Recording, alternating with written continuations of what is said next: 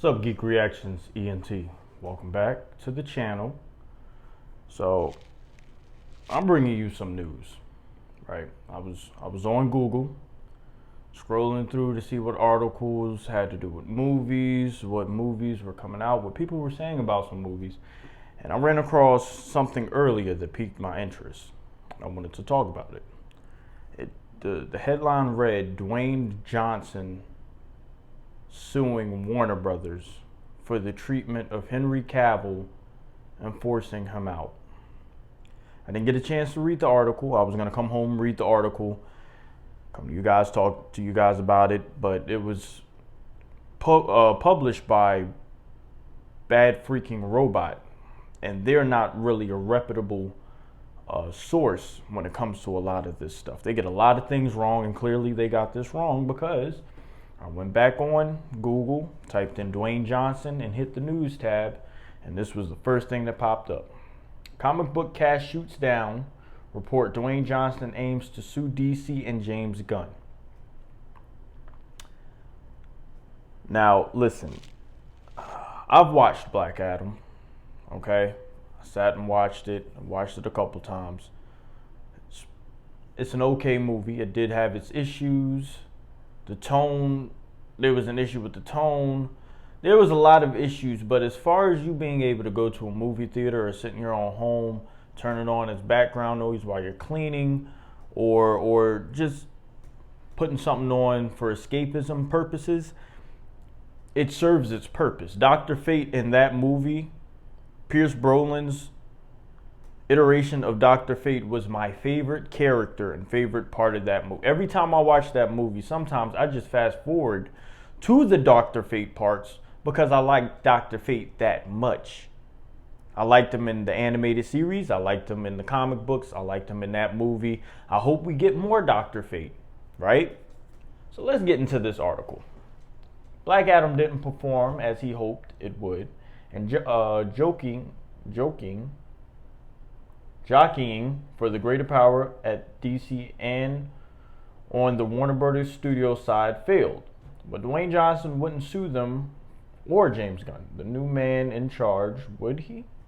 A report going around on social media and certain Facebook groups says so, adding Johnson still wants to bring back the Snyderverse. Mind you, it didn't feel like Black Adam took place in the Snyderverse at all. We all know the Snyderverse movies are a lot more dark, gritty, a little more realistic to what people with these powers would be like in society today. Or if you've seen The Boys, something like that would be more realistic to what people with superpowers would be like in the current society landscape, right? Like the storied man in black rising from his slumber with revenge on his mind, Johnson is mad, the story says, about the way he was forced out and how Henry Cavill was treated. So he's going to take legal action. If that story sounds suspect and incredible, in the purest sense, that's because there is a high probability that it is. I don't understand how you can sue a corporation like that for the treatment of Henry Cavill or forcing you out if you were paid for your services. Now, treatment is another thing, but it wasn't any treatment as far as ethnical wise or, stuff like that. They brought him back, they cut him off. They brought him back, they cut him off. There was no consensus of this is what you're going to be. He wasn't contractual at that point, I read, right? He was part of no contract. They brought him back to see how, things would do, and then they decided to go with James Gunn and him running the DCEU side or DCU side of this whole thing. Dwayne Johnson has really gotten annoying, in my opinion. I used to watch him on WWE. He was one of the recent reasons that I became a professional wrestler. that bad guy gimmick, that charismatic character that everybody, him, Eddie Guerrero, Chavo Guerrero, Rey Mysterio. Hell, we can go even further back. Jimmy the Superfly Snuka, Val Venus. These are all people that got me in the ring and wanted to wrestle. And to see Dwayne Johnson go from that man that everybody loved and everybody loved to hate to this ego-driven Hollywood actor is just very sad, because he plays the same character in every movie. I've said this in other videos. This man cannot, he sticks to what he knows, and that's him. Right? The only movie that I think I've actually seen him act in and act pretty good in was, I forgot the name of the movie, but his son, I think, was kidnapped by the cartel, and he had to move certain contexts of drugs in a semi truck, and like across the country or something like that. I can't remember. Maybe I saw this a long time ago, but that movie was pretty good, right? It was pretty good. You saw different emotions from the character that he was playing. Fast forward to now, Jumanji, that movie that they had on Disney with him, other movies that he's been in recently, Ballers. He plays the same character. It's tiring. I'm tired of seeing him. I didn't want to see him anymore in the DCE. When they didn't give him the pointy ears and the receding hairline, I knew that it was going to be Dwayne Johnson playing Dwayne Johnson. Once the character switched from speaking his native tongue to speaking English right after waking up with no knowledge on... I'm glad that the hierarchy of power is now no longer in power, because it just got very annoying. I'm glad that he was one of the ones that started bringing in new characters, but now it begs the question of, are these new characters going to be the characters that they were supposed to be, that they're supposed to be? Atom Smasher was like a Deadpool knockoff or a Spider-Man knockoff. You barely got any real chemistry, or you barely gravitated towards, I forgot the other girl's name, the Red Tornado's daughter. Hawkman wasn't Hawkman. There was no hints of him being reincarnated. There was no hints of him being an alien. He had ip metal, and that was it. Like we didn't know if he was just as old as Black Adam, or he was supposed to be a Batman knockoff, or an X-Men knockoff. Like I said, Pierce Brosnan's Dr. Fate. Pierce Brosnan's Dr. Fate was the only highlight of that movie for me. The movie really felt like an early 2000s movie. And it was only that because that is something that you can turn on when you're bored. And just like, let me check this out and see lightning. And it has something to do with gods, but it really doesn't go into gods. Frustrating. Let's get back into this, because the claims have trended on social media, but no mainstream or reputable outlet has reported on them so far. YouTube channel Comic Book Cast, subscribe to that channel. I personally like that channel. Subscribe to Mr. H. Okay, also, Mr. H is one of the best ones out there. I really love watching his videos. But they also brought a perspective that bringing everyone back down to reality. Far from simply questioning the validity, CBC got the shovel, and not just to dig deeper, right? This is one they don't believe and don't seem to This is one they don't believe and don't seem too concerned about, other than writing it off as an absolutely stupid rumor rooted in bad journalism. Studios are worth millions, if not billions. Though they are mired in debt and they have the ear of the government, CBC explains they are prepared for this kind of thing and have contingencies. Yeah, Dwayne wouldn't have won that case if that was real. Okay, he wouldn't have won that.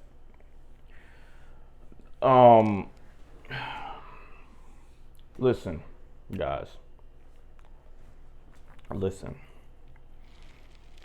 The only reason why I'm still holding out hope for these movies, Marvel and DC, is because everything has a cycle. Everything is a cycle, right?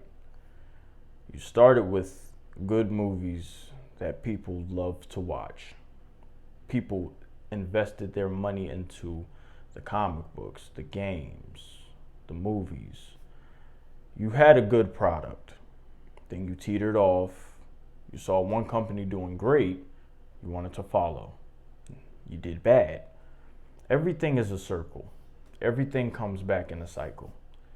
So I'm waiting for the cycle to repeat itself to where we can get back to when it's good, when it's enjoyable, when we can get on this website and talk about the next movies, you know, what may take place in the next movie, or what may take place in the next TV show, or ideas on what could happen in a video game.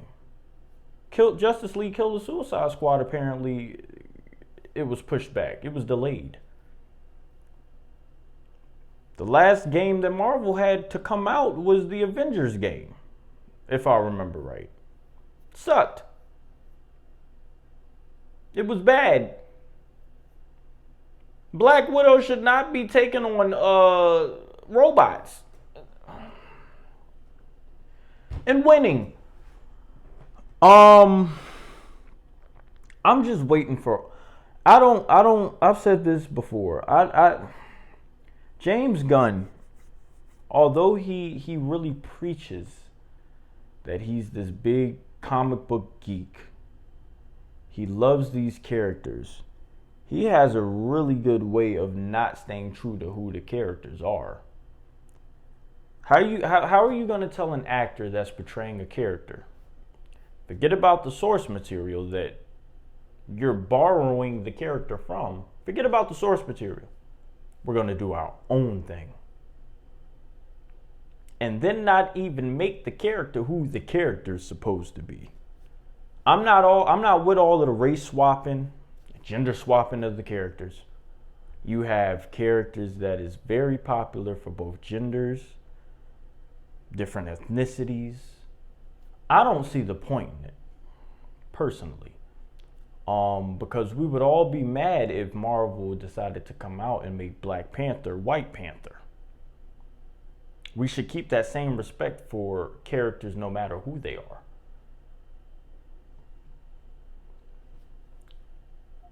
Superman shouldn't be black. Clark Kent should not be black. Clark Kent is a white character. Val-Zod is a black character. Lois Lane should stay a Caucasian character, right? The new Scooby-Doo, the new Scooby-Doo thing, that spinoff show on Warner Brothers, Velma. Didn't watch it, heard terrible things about it. It was sexist, it was misogynistic, it was this. I read through all that, but here's the thing. Velma is a white redhead with glasses, not a black redhead. Shaggy is a white, dorky, nerdy guy. I think he had red hair, if I remember right, a red bob cut. Right? What is the point in making these characters bisexual, gay, trans, white characters now black or black characters now? What's the point in all that? We have gay characters that you could use. We have trans characters that you can use. We have bisexual characters that you can use. We have white characters that you can use. We have black characters that you can use. These characters are who they are and love for who they are because of what they are. Now you're going around ruining the characters, and it's making people like me sit back and be like, maybe I'm going to slow down on investing my money into this product, because at the end of the day, you're a consumer. We're the consumers. We're the reason why these corporations and businesses are in business. If it was never for the money that are in our pockets, these companies would be nothing.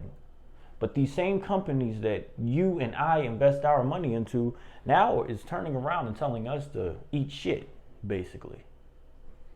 Yeah, we don't need you. Disney. Yeah, forget the fans. What do they matter? Who? They don't know what they're talking about. But when the content was good and people were spending money on different books, different movies, different games, this, that, and another, they were doing research on who these characters were. They were writing down in journals fan fiction. All of this stuff. And some of the fan fiction that I read on Reddit for some of this stuff blows me away. I follow a couple of people on Instagram.